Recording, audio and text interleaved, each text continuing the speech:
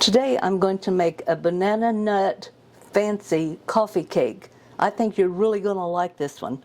Here in my bowl I have 2 1/4 cups of plain flour, and to that I'm going to add 1 cup of granulated sugar,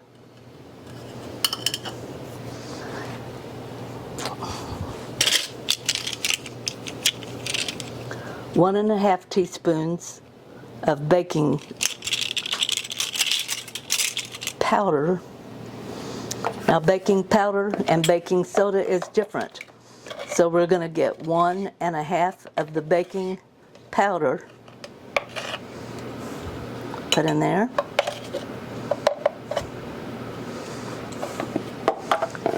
And then the baking soda is going to be 1/2 teaspoon.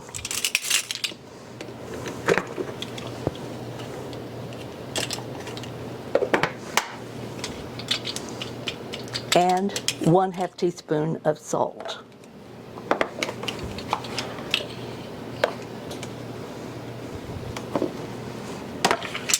And I'm going to mix that up just a little bit.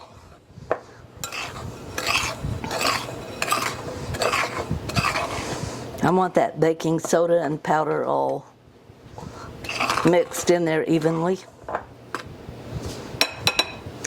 And to that I'm going to add 1 1 stick and 1/2 stick. Now I'm using salted butter. You can use unsalted butter if you have it, but this is just going to be 1 1/2 sticks of butter. Now I'm just going to take my clean hands and I'm just going to work that in. If you have a pastry brush or a pastry, not brush, but pastry mixer there, use it because it works out good. But I always like using my hands. I just do better. Okay, you can see I have mixed it really well and it looks almost like cornmeal. All of the butter is evenly distributed there with my flour, and I just love that. So we're going to set that aside. Here I have in this bowl 2 medium-sized bananas that I have mashed up, and they were, not really ripe, but they were just beginning to show a few little specks. They mashed up really easy. And to that I'm going to add 1/2 cup of sour cream.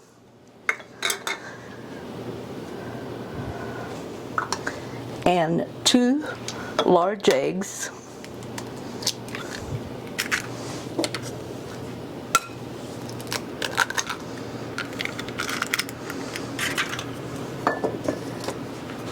And 1 tablespoonful of vanilla extract.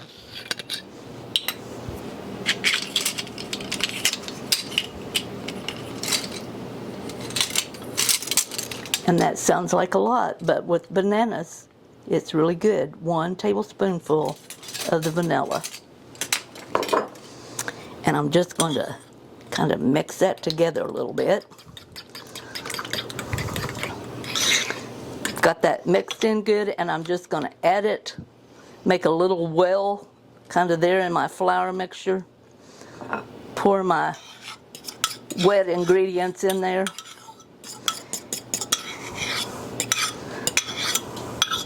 And then I'm going to mix this up. What you're doing is wanting to be sure you get all of that dry mixed in, and it's a nice thick batter.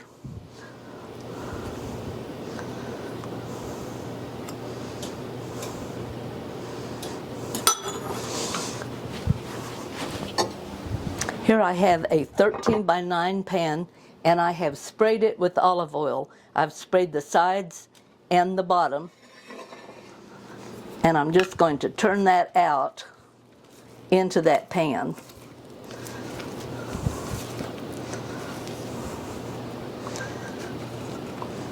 And I like to just pour it all in the center and then spread out. It's easier to get it evened up that way on each side. Okay, I'm going to set that aside. And here in this small bowl, I'm going to add half a cup of all-purpose flour, 1/4 cup of brown sugar,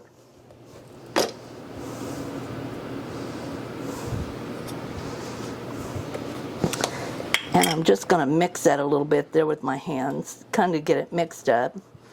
And then to that, I'm going to add 1/4 cup of softened butter, or half a stick. Half a stick and 1/4 is the same. And I'm just going to work that in. Okay, now normally here you would add the nuts to your mixture here, mix it up, and then sprinkle it on top. I have found that it's just easier, if you want your nuts to be more even, to just put those on underneath this strudel part, because you can kind of even them out a little better. Otherwise, the nuts want to stick to this buttery here, and it's just easier this way. You can give both of them a try, see which one you like, but this is my method. Now I'm going to take this flour mixture and I'm just going to sprinkle it on top. Okay, now I've got this sprinkled over my 1 cup. I used a cup of pecans. Now if you like walnuts with your banana, use walnuts by all means, but for me I'm going to use pecans. Now then, so not to offend the Mexican group, I'm just going to show you the can so that I don't make the name sound awful where you have no idea what it is. We're going to take 1 can, which is 13 ounces of this, and it's a really fine, it's like caramel. And I'm just going to kind of dump that out by little pieces on top. Okay. Now my son in college had 5 years of Spanish, and he tried to tell me how to pronounce this. He can roll it off his tongue just really good. Me, not so much. Okay, we've got this all on there. I've heated my oven to 350, and we're just going to stick that in the microwave, in the stove here, in the oven for anywhere from 35 to 38 minutes.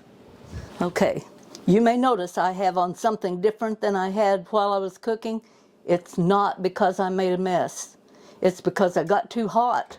The sun came out, it got warm. All right, looks like my little cake's done.